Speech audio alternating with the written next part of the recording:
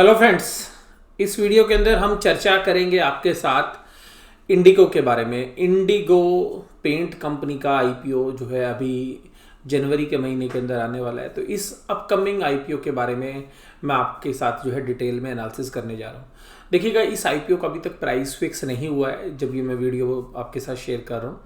तो IPO price क्या हो सकता है मैं ये भी आपको जो है बताऊंगा, और कहाँ तक जो है इस शेयर्स को खरीदना या आईपीओ में अप्लाई करना जो है वाजिब रहेगा।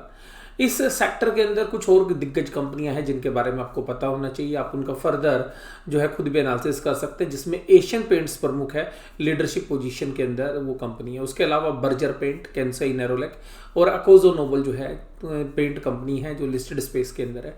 उनकी क्या प्राइस टू अर्निंग रेशियो है, क्या वैल्यूएशंस हैं, तो उन पहलुओं पर भी बात करेंगे।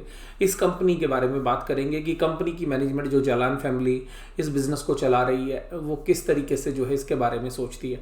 तो देखिएगा, यहाँ पर इसके अलावा जो रिस्क है इसके अंदर, जो बैलेंस शीट रिस्क है, मैं सीधी सी बात आपको बोलूँ, बैलेंस शीट या इक्विटी डाइल्यूशन रिस्क है, मैं उसके बारे में भी आपके साथ चर्चा करूंगा। तो देखिएगा, इस चर्चा के अंदर हमारा जो मुख्य पहलू है वो ये है कि इस आईपीओ के अंदर अप्लाई करना चाहिए या नहीं करना चाहिए। तो देखिएगा, भाव भगवान है। अब इन प्राइस तक जो मैं आपको बताऊंगा, अगर वहां तक आता है तो मुझे लगता है कि टेबल पर कुछ ना कुछ प्रमोटर छोड़ेंगे और वहां पर एक अच्छा जो है लिस्टिंग गेन हमें हो सकता है। तो क्या मैक्सिमम प्राइस जो है हमें लगता है कि जिसके लिए अगर मैं खुद आईपीओ में अप्लाई करूं तो कितने रुपए जो है मैं दे सकता हूं। तो ये सब एनालिसिस जो है इस वीडियो के अंदर हम चर्चा में रखेंगे। आइएगा, स्टार्ट करते हैं अपनी चर्चा को। तो आइएगा, सबसे पहली बात है कि इंडिगो जो पेंट कंपनी है वो सभी तरीके के पेंट्स बनाती है, इंटीरियर, एक्सटीरियर, और ब्रांड एम्बेसडर जो है उनके धोनी जी हैं, जैसा आप स्क्रीन पे देख भी पा रहे हैं। और इन्होंने जो है एक नई रेंज भी स्टार्ट की है, ब्राइट सीलिंग पेंट, यानी कि जो छत के लिए एक अलग से पेंट इन्होंने बनाया है जिसमें इन्होंने ग्लोसी जो है लुक रखी है। तो यहाँ पर जो है इसका काफ़ी प्रचार भी कर रहे हैं। आप देखिएगा, dirt proof, water proof exterior जो पेंट्स हैं वो भी बनाते हैं। ब्रांड्स के रूप में देखिएगा, जो इंडिगो का जो ब्रांड है वो आप देख सकते हैं कि किस तरीके से मल्टी कलर्स के अंदर जो है एक ब्रांड को क्रिएट करने की कोशिश की है, और ये हालांकि बैलेंस शीट के अंदर भी, और साथ में धोनी के साथ जो इनका कॉम्बिनेशन है वो काफ़ी बेहतरीन है। और ये पूरा सेक्टर, मैं आपको बताऊं कि ये पूरा सेक्टर एक हाई पी रेशियो जो है एंजॉय करता है इंडिया के अंदर, क्योंकि यहाँ पर अपार संभावनाएं हैं इस सेक्टर के अंदर। और कुछ जो लीडर्स हैं वही पूरे मार्केट शेयर को लिए हुए हैं। हालांकि यहाँ पर जो अनऑर्गेनाइज सेक्टर है उसके लिए भी काफ़ी जगह बचती है। अगर आप पेंट इंडस्ट्री के अंदर थोड़ा सा एनालिसिस करेंगे और आप अपने जो है अड़ोस पड़ोस में भी जाएंगे तो आप देखेंगे कि अभी भी बहुत सारे पेंट के साथ कुछ ऐसे आइटम्स आपको यूज़ करने पड़ते हैं जो अनऑर्गेनाइज सेक्टर के अंदर से जो आते हैं, जिसमें मैं आपको सीधी सी बात बताऊं कि जैसे वार्निशेस हैं, या इसके अलावा जो प्राइमर्स हैं, तो वो जो प्राइमर वाले जो डिवीजन है वो अभी भी जो है काफ़ी बड़ा अनऑर्गेनाइज सेक्टर के पास है। तो यहाँ पे देखिएगा, ये सभी एरियाज़ के अंदर जो है काम कर रही हैं कंपनियाँ। अब तो बड़ी कंपनियाँ भी उन सेक्टर में आ गई हैं जहाँ पे अनऑर्गेनाइज प्लेयर्स थे। तो ये जो बिजनेस है ये हाई मार्जिन बिजनेस है, बेहतरीन बिजनेस है, कंसिस्टेंट बिजनेस है इंडिया के लिए, क्योंकि इंडिया के अंदर भी बहुत बड़ी पेनिट्रेशन जो है इस सेक्टर में हो सकती है। तो इस कंपनी के लिए भी अपार संभावनाएं हैं। और इस बात को जो है आप मान के चलिएगा कि जब तक क्रूड ऑयल के प्राइस नीचे हैं, इस इंडस्ट्री के लिए विन विन सिचुएशन है। और केवल ना केवल इंडिया के लिए, बल्कि ये बहुत बड़े एक्सपोर्टर्स भी जो हैं हो सकते हैं, क्योंकि जो हमारी नेबरिंग कंट्रीज है, अगर वहाँ पर भी बात करें या थोड़ा दूर दराज भी अगर आप जानने की कोशिश करेंगे, तो हमारे जितनी जो कॉस्ट जो हमें पड़ती है, जो लोअर कॉस्ट है, और जो हमारे को लार्ज स्केल में प्रोडक्शन का बेनिफिट हमारी इंडियन कंपनीज को मिलता है, उसका बेनिफिट ये जो कंपनियां उठा सकती हैं।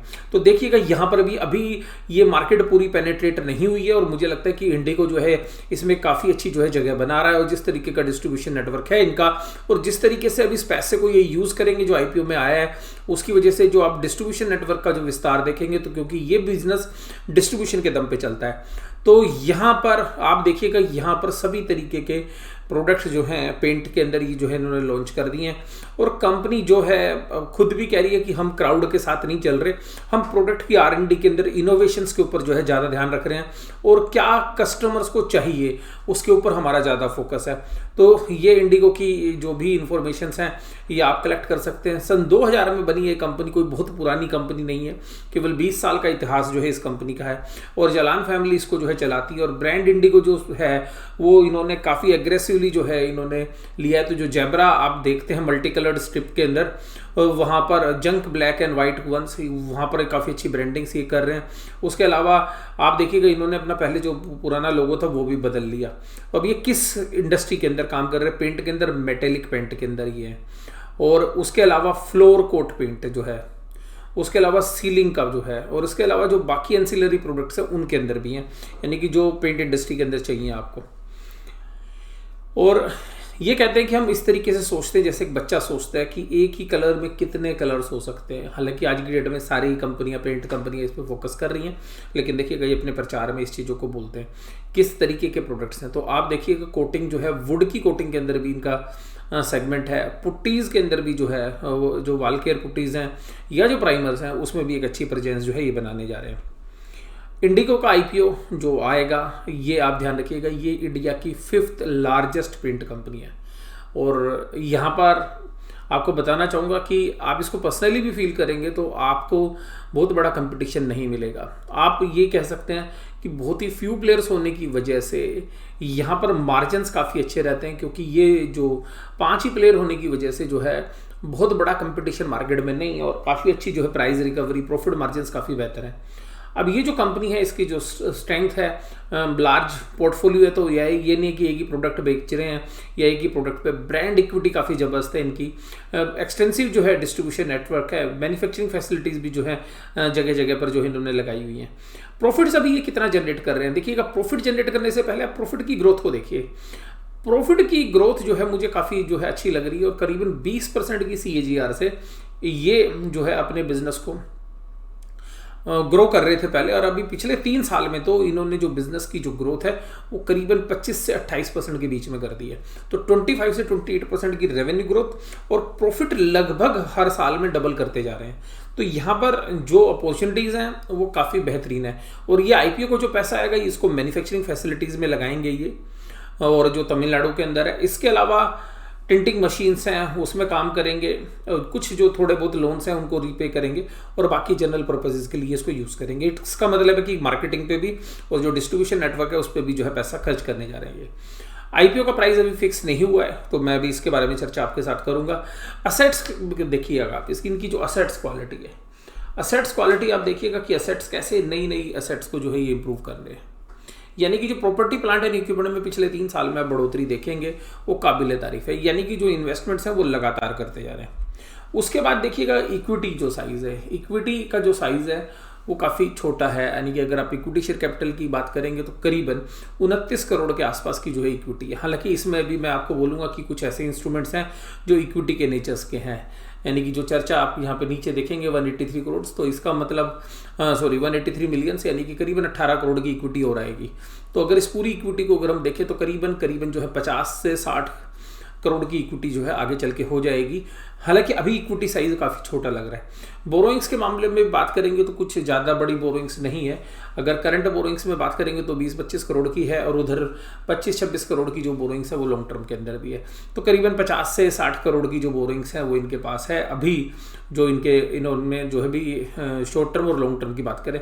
इसके अलावा कुछ फाइनेंशियल लायबिलिटीज़ भी हैं इनकी, तो वो जनरली होती हैं। तो 19 करोड़ की एक फाइनेंशियल लायबिलिटीज़ है। कुछ ट्रेड पेबल्स हैं, यानी कि जिनसे इन्होंने सामान ले रखा है, तो वहाँ पर भी एक लायबिलिटीज़ है, लेकिन ये एक्चुअली साइक्लिकल बेसिस में चलती है, यानी कि सामान आता रहता है और आप उनकी पेमेंट करते रहते हैं। तो ये जो है कंसर्न्स जो है नहीं लगते हैं मुझे, और ये एक बिजनेस की साइकिल के लिए ज़रूरी भी है। अब यहाँ पे कैश फ्लोज देखिएगा cash flow from operating activities आप देखेंगे 23 करोड़ थे पहले, फिर 51 करोड़ और 72 करोड़। पिछले 3 साल के अंदर जो cash flow from operating activities है बिजनेस के अंदर एक्सेलेंट है। आप देखिएगा जो पैसा ये कमा रहे हैं उसको इन्वेस्ट करते जा रहे हैं, ये भी एक्सेलेंट है। उसके बाद जो अगर आप कैश के फ्लोज को देखेंगे फाइनेंसिंग में, तो डेट को कभी रीपे कर रहे हैं कभी ले रहे हैं, तो इसका मतलब है बिजनेस की जरूरत के हिसाब से पे भी करते जा रहे हैं और लेते भी जा रहे हैं। तो अभी आपको फ्री कैश फ्लो नजर नहीं आएगा कि आपके पास बिजनेस में सीधा कैश आपको बचता हुआ नजर आए, क्योंकि पैसा अभी आपने इन्वेस्ट करना, और अभी हमें लगता है कि 5-7 साल और इस कंपनी को अपने आप को और बहुत अच्छे तरीके से एस्टेब्लिश करने के जो है मौके रहेंगे, और अभी काफ़ी बड़ी कैपिटल इन्वेस्टमेंट जो है ये कंपनी करती हुई नज़र भी आएगी आपको। इनके जो जिनके साथ इनके रिलेशंस हैं, तो ऑडिटर आपको कंफर्टेबल हैं, SR बाटली बाय एंड कंपनी है, तो वहाँ पर आपको कंफर्ट है। खेतान कंपनी जो है इनके लीगल एडवाइजर है, वहाँ पर भी कंफर्ट है। Link in time India private limited जो इनके रजिस्ट्रार हैं ऑफर के, वहाँ पर भी जो है कंफर्म आपको ये जो है स्टेबिलिटी जो है देखने के लिए मिलेगी। तो इसके अलावा अगर हम शेयर कैपिटल की बात करें तो देखिएगा शेयर कैपिटल के अंदर ना ये जो शेयर कैपिटल है ये करीबन जो शेयर है 2,90,00,000 जो इक्विटी शेयर्स हैं। इसके अलावा ये जो नीचे आपको नज़र आ रहे हैं ये जो रिस्क है, एक तरीके से हम ये कह सकते हैं कि ये रिस्क इसलिए कि ये compulsory conditional convertible preference shares हैं जो बाद में इक्विटी शेयर बन जाएंगे, और उनके क्या क्या नंबर्स होंगे वो कंपनी ने मेंशन भी किया हुआ है कि कितने नंबर्स में जो है ये शेयर्स बदलेंगे। तो देखिएगा ये आगे चल के ना ये शेयर्स आपको मिलने वाले नहीं है, ये शेयर्स प्रमोटर के हाथ में जाएंगे या जिनके पास ये जो पैसा जिन्होंने प्राइवेट इक्विटी प्लेयर्स ने लगाया हुआ है। 69904 शेयर्स, 45586, 7455, यानी कि ये जो नंबर्स हैं काफ़ी बड़ा नंबर है। 74,55,360 शेयर्स जो 10 रुपये की फेस वैल्यू वाले। इसके अलावा 83,75,360 शेयर्स, 1,30,865 शेयर्स। तो ये सब नए शेयर्स जो है आईपीओ खत्म होने के बाद जो है ये बैलेंस शीट में आएंगे। तो इनका पैसा अभी इनके पास प्रेफरेंस शेयर्स के रूप में है, यानी कि ये पैसा लौटाया नहीं जाएगा बल्कि इनको बदले में शेयर्स दिए जाएंगे। तो यहाँ पर जो इक्विटी डाइल्यूशन होगी वहाँ पर मुझे ऐसा लगता है कि अभी जो ईपीएस काफ़ी ज़्यादा है वो आगे चल के इन रीजंस की वजह से, ये इक्विटी डाइल्यूशंस की वजह से घट सकती है। ये एक बहुत बड़ा रिस्क जो है आप वो जो है मान सकते हैं अर्निंग डाइल्यूशंस के। हालांकि ऑपरेशनल फ्रंट पर आपको कोई रिस्क जो है इस तरीके के नहीं है, लेकिन इक्विटी डाइल्यूट हो सकती है भविष्य के अंदर जिस तरीके से कंपनी के पास कंडीशनल कन्वर्टेबल प्रेफरेंस शेयर्स हैं और कंपलसरी कन्वर्टेबल प्रेफरेंस शेयर्स होने की वजह से ये शेयर्स इक्विटी का रूप लेंगे। तो ये बात आपको जो है ऑफर डॉक्यूमेंट में पढ़ लेनी है ध्यान से, और इसका क्या असर आएगा इक्विटी डाइल्यूशन पर वो कंपनी आपको नहीं बताएगी, वो आपने खुद कैलकुलेट करना है। बट इससे इक्विटी जो है कम से कम नहीं तो 35 से 40% डाइल्यूट हो सकती है भविष्य के अंदर, ये बात आप मान के चलिएगा। अभी कंपनी की बेसिक ईपीएस क्या है? बेसिक ईपीएस आ रही है 10 रुपये के आसपास। अब 10 रुपये की ईपीएस ये ध्यान रखिएगा, मैं इसको और थोड़ा सा, क्योंकि अभी 6 महीने जा चुके हैं, तो आप इसको मान के चलिएगा 12 से 13 रुपये। तो 13 रुपये की अर्निंग पर शेयर जो है ये कंपनी अभी डिलीवर कर रही है। अब क्या आईपीओ प्राइस होना चाहिए? इसके लिए हमें चलना पड़ेगा। कहाँ पर? हमें चलना पड़ेगा दूसरी कंपनीज के पास। और दूसरी कंपनी में चलने से पहले आप देखिएगा जो इंडिया के अंदर जो बाकी लिस्टेड कंपनीज हैं वो हाईएस्ट देखिएगा 96 की पी पर है, यानी कि एशियन पेंट्स की बात हो रही है। एवरेज जो है 67 का, और लोएस्ट साइज पर अगर आप देखेंगे अकोजो नोबल या कैंसई नेरोलैक, वहाँ पर आपको 38 की पी रेशियोज मिलेगी, और कुल मिलाकर एवरेज पी रेशियो 70 के आसपास है, 67.1। अगर हम इसको 70 से एवरेज से कैलकुलेट करने की कोशिश करें तो आपको यहाँ पर भाव क्या मिलना चाहिए? तो आप अगर इसको इंडस्ट्री के एवरेज से अगर मान के चलें 67 से और 13 रुपये की ईपीएस, तो ये जो प्राइस बनता है ये 871 रुपये बनता है, यानी कि 870 रुपये का प्राइस आईपीओ के अंदर हो सकता है अपर साइड में। ये मैक्सिमम प्राइस मुझे लगता है कि इसके बाद जो है मैं पैसे खर्च नहीं करूँगा। 870 रुपये तक का भाव जो है पूरे पैटर्न के हिसाब से हो सकता है। ग्रोथ वाली कंपनी है। प्राइस टू बुक वैल्यू के एंगल से भी बात करेंगे तो करीबन 50 रुपये के आसपास की इनकी बुक वैल्यू है। अब बुक वैल्यू के सामने अगर बाकी कंपनीज की देखेंगे तो यहाँ पर ये पुरानी कैलकुलेशन है पिछले साल की, तो 50 रुपये की आज की डेट में। ये देखिएगा एशियन पेंट्स 105 रुपये की, अब 27 रुपये में चल रहा है, नहीं कि 27 गुना शेयर है। बर्जर पेंट देखिएगा, इसकी भी जो आप देखेंगे तो ये भी 25 के आसपास चल रही है। कैंसई नेरोलैक में देखिएगा तो ये आपको सस्ती मिल रही है, ये आपको करीबन 5-7 की जो है 7-8 की जो है प्राइस टू बुक वैल्यू भी मिल रही है। अकोजो नोबल देखिएगा ये भी 7-8 की प्राइस टू बुक वैल्यू मिल रही है। अगर प्राइस टू बुक वैल्यू के एंगल से अगर आप देखें, अगर प्राइस टू बुक वैल्यू के एंगल से देखें, यानी कि 350-400 रुपये वैल्यू बनती है। 350-400 रुपये में अगर ये शेयर मिल जाए, मतलब वो मुझे लगता नहीं कि उतने पे आएगा, तो आंख बंद करके जितना पैसा है ना सब लगा देना इसमें, इतने पैसे बन सकते हैं अगर उन पे आएगा तो आईपीओ प्राइस। लेकिन मुझे फेवरेबल वैल्यू क्या लगती है आईपीओ प्राइस की, वो मैं भी आपको बताता हूँ। मुझे नहीं लगता कि इतना नीचे भी आएगा। तो मुझे इसका जो आईपीओ प्राइस है, इन सभी कैलकुलेशन को देखने के बाद जो सभी कंपनीज की ईपीएस हैं, प्राइस टू बुक वैल्यू है, मुझे ऐसा लगता है कि इस कंपनी का जो आईपीओ का प्राइस होगा वो 550 रुपये से ऊपर होगा और 750 रुपये के बीच में होने की संभावना है। अगर ये जो शेयर्स है जो मैंने अभी आपको बताया 800 रुपये तक भी अगर हमें मिलता है तो भी हमारे लिए जो है कोई नुकसान का सौदा नहीं है, और मुझे लगता है कि लिस्टिंग पे 1000 रुपये के भाव मिल सकते हैं। और यहाँ पर उससे ज़्यादा जो इम्पोर्टेंट है मेरे लिए वो ये है कि ये जो शेयर है ये लॉन्ग टर्म के लिए रखने के लिए बहुत अच्छा शेयर बनेगा। अगर ये आपको 500-700 रुपये में, 700 रुपये के आसपास भी अगर ये शेयर मिलता है, IPO का प्राइस आता है 550, 650, 750, अगर यहाँ पर भी मुझे लगता है कि इसी के रेंज में है ये 550 से ऊपर होना चाहिए, 750 से नीचे होना चाहिए, इसी के बीच में जो है IPO आना चाहिए।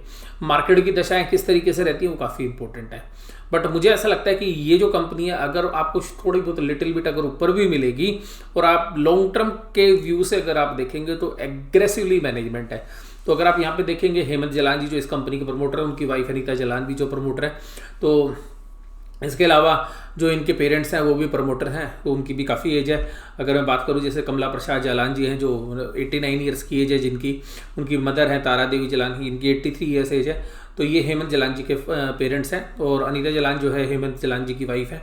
तो यहाँ पर अगर हम पूरी कैलकुलेशंस को देखें, और इसके अलावा जो पराग जलान है जो है वो हेमंत जलान जी के लड़के हैं, हालांकि ये भी जो है काफ़ी एजुकेटेड हैं, ये पूरे बिजनेस में हालांकि प्रमोटर हैं लेकिन अभी बिजनेस के बाहर जो है मैकेंजी जैसी कंपनीज जो मैनेजमेंट ग्रुप है उसके अंदर अभी काम कर रहे थे। US का भी काफ़ी एक्सपोजर है, तो हो सकता है कि आपको जो है इनका भी एक्सपोजर जो है यहीं पर अभी बिजनेस में ही देखने के लिए मिले आगे चल के। तो ये जो पूरा एक्सपीरियंस है वो IPO लाने में जो है काफ़ी हेल्प भी करता है, क्योंकि जिस तरीके से अगर फैमिली मेम्बर्स जो है पूरे बिजनेस को समझते हैं, किस तरीके से IPO की लिस्टिंग कराई जाती है, किस तरीके से बिजनेस में वैल्यूशंस निकाली जाती है, उन सभी पैरामीटर्स के साथ जो आप देख सकते हैं। और ये जो IPO के अंदर जो कंडीशनल कन्वर्टेबल प्रेफरेंस शेयर्स है ये एक मैनेजमेंट स्किल के व्यक्ति के द्वारा ही सोची जा सकती है। तो अभी IPO जब आएगा तब इसके बारे में और डिटेल में आपके साथ एनालिसिस हम करेंगे, बट इंतजार करिएगा जब IPO के प्राइस आएँ तो एक बार और वीडियो में आपके साथ शेयर करता हुआ नजर आऊँगा with further information, with further details जो हमारे पास होंगे, और उस समय पर जो ग्रे मार्केट के अंदर प्रीमियम होगा उसके साथ भी मैं आपके साथ चर्चा करता हुआ नजर आऊँगा। वीडियो आपको कैसी लगी जरूर से जरूर आप मुझे कमेंट बॉक्स से बताइएगा। वीडियो देखने के लिए धन्यवाद। Thank you very much.